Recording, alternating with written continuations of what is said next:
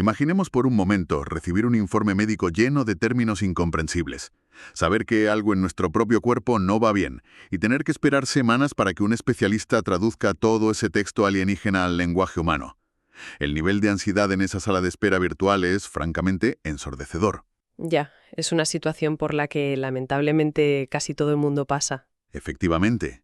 Por eso, damos una cálida bienvenida a nuestra audiencia a esta nueva inmersión exhaustiva en el conocimiento. Hoy tenemos una misión fascinante por delante. Vamos a explorar un documento base increíble. Es un estudio muy reciente elaborado en conjunto por investigadores de la Universidad de Michigan, la Universidad de California en San Francisco, Stanford y SRI International. Un equipo potentísimo, desde luego. Sí, y el objetivo fundamental de nuestra inmersión de hoy es descubrir si la inteligencia artificial generativa, gigantes que todos conocemos como ChatGPT y Claude, realmente puede ayudar a los pacientes a descifrar esos crípticos informes médicos, o si por el contrario, añaden más confusión y peligro a una situación ya de por sí vulnerable. Vale, vamos a desgranar esto, porque personalmente veo un potencial tremendo aquí. Estas herramientas podrían democratizar la información médica de una forma sin precedentes, acompañando a los pacientes precisamente cuando más solos y aterrados se sienten.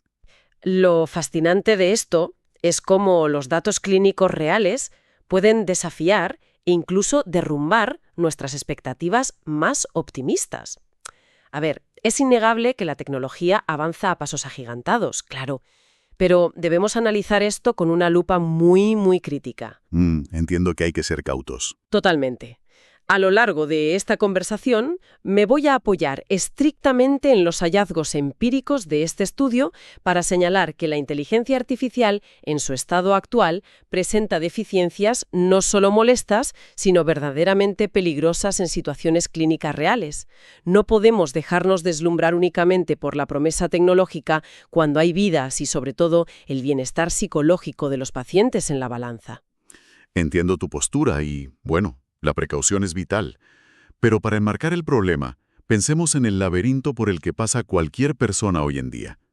Alguien va al médico de cabecera con un síntoma raro, le mandan al técnico radiólogo para un escáner de tórax, el especialista redacta un informe y luego... Llega el gran agujero negro. Exacto.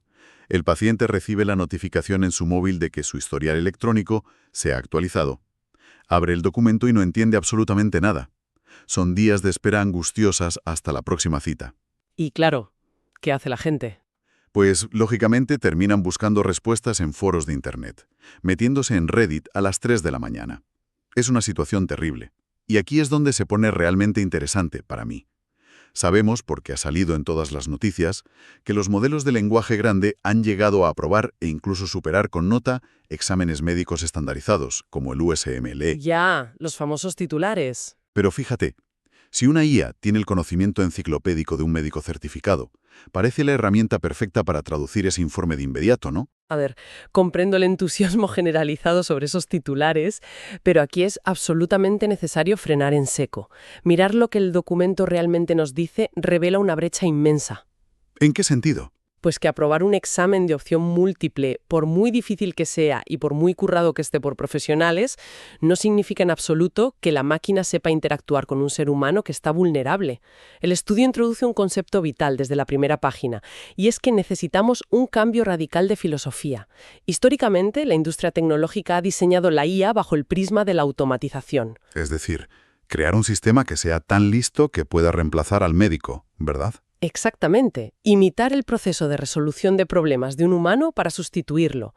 Pero este documento propone cambiar el enfoque hacia la IA como aumento. ¿Aumento? Sí. Esto significa diseñar sistemas que no busquen diagnosticar por su cuenta, sino empoderar a los pacientes y a sus cuidadores para que entiendan la situación y puedan tener conversaciones más productivas con sus doctores reales. Y el estudio demuestra de forma contundente que ser una enciclopedia médica excelente en un examen tipo test no te convierte ni por asomo en un buen comunicador. Vale, entiendo perfectamente la diferencia entre automatización y aumento. Pero la gran pregunta es, ¿cómo se pone a prueba algo tan subjetivo como la comunicación médica? Porque no estamos hablando de matemáticas. No hay un simple verdadero o falso cuando intentas calmar a alguien con un informe en la mano. ¿Cómo diseñaron los investigadores este experimento? Es una metodología muy meticulosa, lo que ellos llaman un estudio formativo. Reclutaron a 5 participantes. 5 parece poco, ¿no? Puede parecer un número pequeño, sí, pero el documento aclara que se limitó intencionadamente a 5 porque el tema es extremadamente sensible. La simulación podía desencadenar respuestas emocionales muy fuertes y reales. Ya veo. A estas 5 personas se les pidió que asumieran el papel de cuidadores principales de un familiar cercano ficticio. Este familiar supuestamente presentaba síntomas muy alarmantes, como tos persistente y dificultad severa para respirar. Madre mía. Ya solo con ese escenario el nivel de estrés base tiene que ser altísimo, aunque sepas que es una simulación. Así es, en ese estado se les entregó un escáner de tórax real, completamente anonimizado, y el informe radiológico original correspondiente. Un informe denso, escrito de médico a médico. Hablamos de terminología clínica pura y dura. Claro. Imagino que verían cosas como nódulos de 8 milímetros, consolidación en vidrio esmerilado y términos aterradores como Lange-Ratz 4B, Exacto. que, a ver, para un profesional clínico simplemente indica una categoría de riesgo en un cribado que requiere seguimiento. Pero para una persona sentada en el sofá de su casa, buscar eso en Internet suena directamente a una sentencia de muerte. Precisamente ese es el abismo que querían medir. Tras leer ese documento incomprensible, cada participante tuvo una entrevista en vídeo, por Zoom, de aproximadamente 2 horas con un radiólogo cardiotorácico real de un hospital universitario de primer nivel. Un experto de verdad. Sí. Y la riqueza de este experimento reside en el análisis temático inductivo que aplicaron a esas conversaciones. No hicieron un simple resumen. Transcribieron cada palabra de esas horas de charla, analizaron cada oración y extrajeron 91 códigos de contenido, que finalmente agruparon en 10 grandes temas de conversación. Vale, entonces, ¿qué significa todo esto en la práctica? Si destilamos esas horas de conversación, ¿qué es lo que realmente buscaba esa gente asustada? Yo apostaría a que el mayor tiempo se dedicó a buscar consuelo o a intentar que el médico les dijera que todo iba a salir bien. Esa es la intuición lógica. Pero los datos revelan un giro completamente inesperado. Si miramos esos 10 temas, la abrumadora mayoría del tiempo se invirtió en solo 2 áreas. ¿Cuáles? 5. Entender la terminología médica, descifrar ese vocabulario alienígena. Y segundo, el tema 4, que es seleccionar o comparar planes de tratamiento. Ah, qué curioso. ¿Verdad? Si lo llevamos a la vida real, tiene todo el sentido del mundo. Cuando alguien recibe un diagnóstico que huele a cáncer, la pura necesidad de supervivencia toma el control. Lo primero es, ¿qué demonios significa esta palabra rara? Y justo un segundo después, ¿qué opciones tenemos para extirparlo o curarlo? Exacto. Pero lo más revelador son los temas menos discutidos. Fueron el tema 10, que es explícitamente el alivio de la ansiedad, y el tema 1, las estadísticas y pronósticos de la enfermedad. Espera, ¿me estás diciendo que no preguntaron por sus posibilidades de supervivencia o no buscaron apoyo emocional directo? Los datos muestran que fue mínimo en comparación con el resto. La gente no quiere palmaditas en la espalda, ni porcentajes fríos y calculados. Quieren recuperar el control de una situación caótica. Por eso, el tema 6, el plan de seguimiento diagnóstico, fue tan crucial. Claro, saber qué hacer. Los pacientes buscan saber cuáles son los siguientes pasos prácticos. Tengo que hacerme otra biopsia. ¿Cuándo operamos? La acción es su forma de lidiar con la ansiedad. Es como si el cerebro humano, ante una crisis médica, apagara la necesidad de llorar en un hombro para encender un interruptor táctico. ¡Qué maravilla de mecanismo de defensa! Fíjate, otra cosa que me llamó la atención revisando el material fue el tema 3, el detalle visual. Yo habría jurado que, teniendo el escáner delante, los pacientes estarían obsesionados con la imagen, pidiendo al médico que les señalara el tumor exacto en la pantalla. Pues, sorprendentemente, a los participantes casi no les interesaba localizar el problema exacto en la imagen topográfica. El documento subraya que no querían jugar a ser radiólogos mirando manchas grises. Querían entender las implicaciones vitales de esas manchas. Tiene sentido. Y con este mapa tan detallado de las necesidades humanas en la mano, los investigadores pasaron a la verdadera prueba de fuego. Poner a los modelos de lenguaje en el banquillo de los acusados. Aquí vamos. El enfrentamiento. ¿Cómo configuraron la evaluación de Cloudflare 5 Sonnet y ChatGPT 4o frente al médico humano? Crearon un conjunto de datos muy robusto de 25 preguntas visuales y textuales, formuladas exactamente a partir de las inquietudes reales de los 5 participantes, y evaluaron a los modelos en 2 configuraciones distintas para ser rigurosos. Vale. La configuración 1 era la IA de forma nativa. Es decir, le daban el escáner, el informe y la pregunta: tal cual lo haría cualquier persona desde su navegador web en casa sin instrucciones extra. Lógico, simular el uso cotidiano. Y luego la configuración 2. Aquí aplicaron lo que en ingeniería se llama un prompt de sistema. Le dieron una directriz estricta a la IA. Le dijeron, actúa como apoyo para un paciente no clínico. Usa un lenguaje simple, sé breve y responde de forma directa. Vale. Yo pensaría que con esa segunda configuración, la IA se convertiría en el asistente médico perfecto. Le estás dando el conocimiento del examen médico y la orden de hablar como un humano normal. Y sin embargo, la evidencia empírica nos muestra un fracaso comunicativo profundo. El primer problema que saltó a la vista fue lo que podríamos llamar el problema de la verborrea clínica. Verborrea. Habla demasiado. Nativamente, la inteligencia artificial no sabe callarse. Ante la misma pregunta exacta, el radiólogo humano respondía con una media de 146 palabras. Claude generaba respuestas de 281 palabras de media, prácticamente el doble. Pero a ver, ¿no es mejor tener más contexto? Si yo estoy en casa a las 10 de la noche asustado por un informe, prefiero una explicación larga, exhaustiva y detallada a un resumen de 2 líneas de un médico que parece tener prisa por atender al siguiente paciente. Más palabras no equivalen a mejor comunicación, y el estudio midió esto meticulosamente. Para saber si esas parrafadas inmensas realmente transmitían la misma esencia que las palabras del experto, utilizaron una herramienta de procesamiento de lenguaje natural llamada Codificador Universal de Oraciones, o US por sus siglas en inglés. ¿Y cómo funciona eso en términos sencillos? Semántica. Es decir, verifica si en el fondo están diciendo lo mismo o transmitiendo el mismo significado central. Si la alineación es perfecta, la puntuación es cercana a 1. Entendido. ¿Y cuáles fueron los resultados? Demoledores. La inmensa mayoría de las respuestas de la IA puntuaron por debajo de 0,75. Estaban diciendo cosas distintas al médico. Vaya tela. Bueno, pero imagino que la configuración 2, la que le exigía a la IA ser breve y directa, solucionó este problema, ¿no? Si le quitas la paja, debería alinearse mejor con el humano. Esa sería la intuición lógica, pero los datos nos vuelven a corregir. Pedirle a la IA que fuera breve, a menudo, empeoraba significativamente la similitud semántica. Empeoraba. ¿Por qué? Si solo le estás pidiendo que resuma. Porque resumir en medicina requiere algo que la máquina no tiene: intuición clínica. Al verse obligada a recortar texto para cumplir la regla de brevedad, la IA eliminaba información que un médico humano, gracias a sus años de experiencia en consultas, consideraba vital compartir con un paciente en ese contexto específico. Claro, no sabe qué es lo prioritario. La máquina sabe lo que significan las palabras, pero no sabe distinguir entre lo que es clínicamente importante y lo que es un detalle secundario cuando le habla a un humano asustado. Vale, eso es un golpe duro para mi optimismo. Es como pedirle a alguien que nunca ha leído una novela que resuma el libro basándose solo en el índice. Acabará borrando el clímax de la historia. Pero sé que hay un análisis más profundo en el documento. Si estas herramientas fallan al resumir y al evaluar qué es importante, ¿qué están diciendo exactamente en esos párrafos tan largos? Para entender la calidad de lo que decían, los investigadores dejaron de lado los algoritmos de similitud y pasaron a un análisis cualitativo muy riguroso, utilizando las máximas conversacionales de Grice. Paul Grice, el filósofo del lenguaje, ¿cierto? Él mismo. Él estableció unas reglas fundamentales sobre cómo los humanos cooperamos para comunicarnos efectivamente.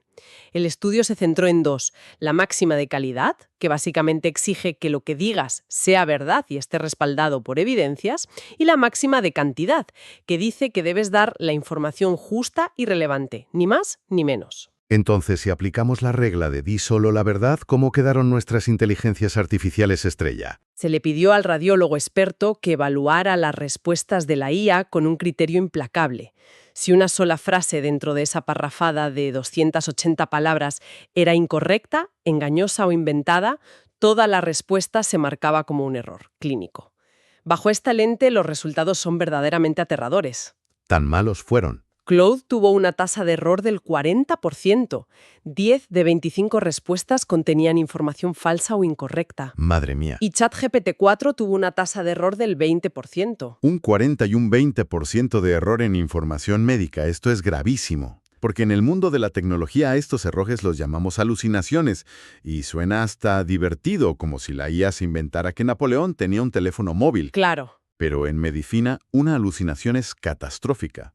Puede llevar a una persona a ignorar un síntoma letal, a automedicarse mal o a tomar decisiones equivocadas sobre un tratamiento oncológico antes de ver a su oncólogo. Es jugar a la ruleta rusa con la salud. La gravedad es absoluta. Y este peligro de las alucinaciones se multiplica cuando observamos cómo destrozan la otra máxima de Grice, la de cantidad. El análisis muestra un contraste fascinante entre el humano y la máquina.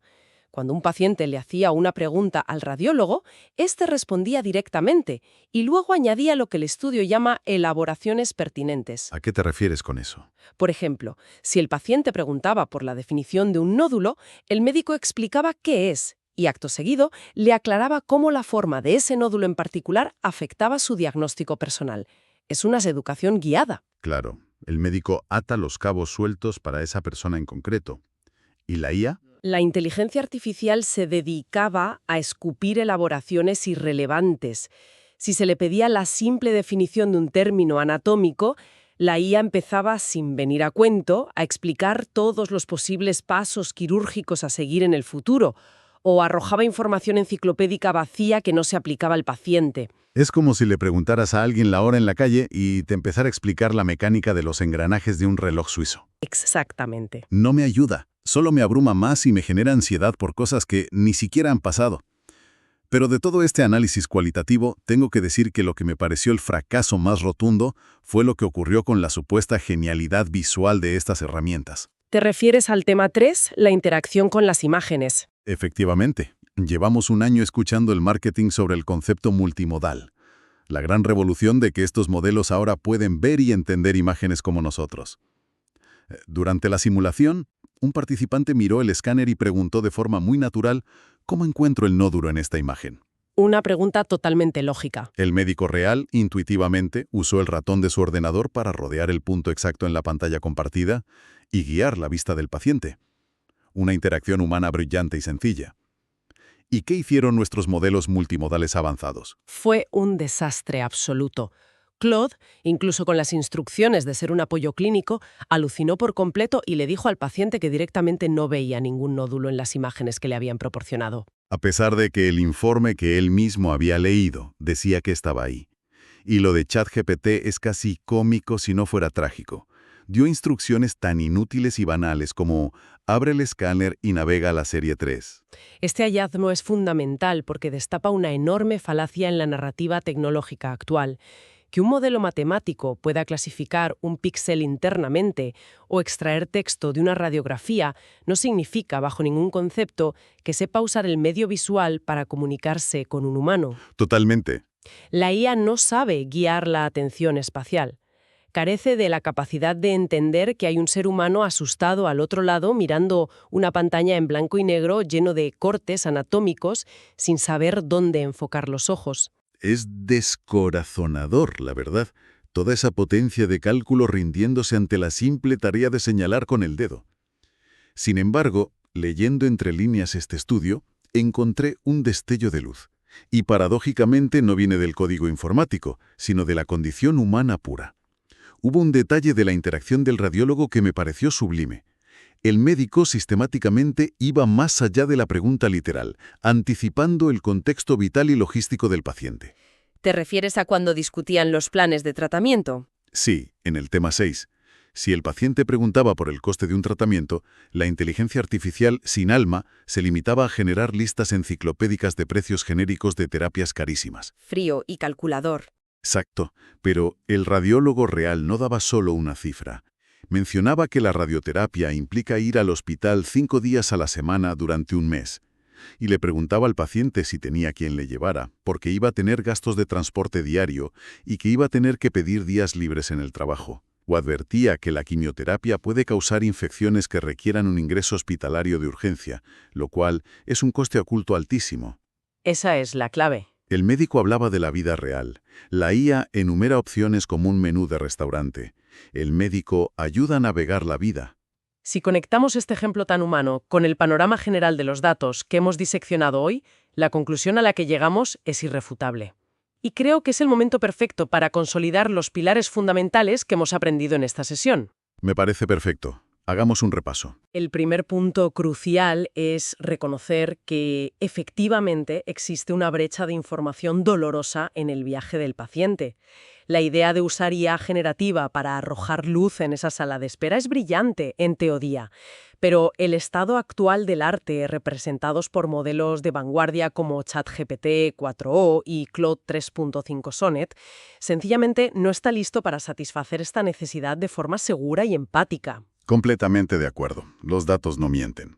El segundo pilar que me llevo grabado a fuego es que debemos dejar de engañarnos con los titulares grandilocuentes sobre las puntuaciones en los exámenes. Que una IA apruebe el USMLE o cualquier estándar médico es un espejismo si lo extrapolamos al cuidado real. Eso es. Tener la base de datos médica más grande del mundo en tu memoria no equivale a poseer la competencia comunicativa necesaria. La medicina, al final del día, no es solo ciencia exacta, es un acto de comunicación humana. Y el tercer punto fundamental apunta directamente a la comunidad investigadora y tecnológica. Las herramientas que estamos usando para medir el éxito de la IA, como el codificador universal de oraciones, son insuficientes y engañosas. Un algoritmo puede detectar si dos textos hablan del mismo tema a nivel genérico, pero es absolutamente ciego e incapaz de captar la relevancia clínica. No ve la urgencia, el tono adecuado o la intención compasiva detrás de las palabras. Necesitamos urgentemente nuevos paradigmas de evaluación que se centren en las tareas reales y en el impacto psicológico sobre los pacientes, no solo en la precisión semántica. Ha sido un análisis verdaderamente revelador y, francamente, un baño de realidad estrictamente necesario para moderar el entusiasmo ciego. Mis esperanzas en el potencial de esta tecnología siguen vivas a largo plazo, pero el camino por delante es monumental. Queda mucho por hacer. Así es. Para cerrar nuestra inmersión de hoy, nos gustaría dejar a nuestra audiencia con una reflexión, un pensamiento provocador para que le den vueltas por su cuenta. Si los sistemas de inteligencia artificial están siendo entrenados masivamente devorando millones de historiales clínicos fríos y textos escritos por médicos para ser leídos exclusivamente por otros médicos, ¿cómo podemos esperar que, de repente y por arte de magia, aprendan el arte de la empatía y sepan cómo explicarle un diagnóstico a un paciente aterrado? Quizás el verdadero reto de esta década no sea enseñarle más medicina a la máquina, sino encontrar la manera de enseñarle humanidad. Una gran reflexión final. Muchísimas gracias a quien nos escucha por acompañarnos en esta inmersión exhaustiva. Esperamos que esta conversación haya arrojado tanta luz sobre este complejo tema para toda nuestra audiencia como lo ha hecho para nosotros. Hasta la próxima inmersión.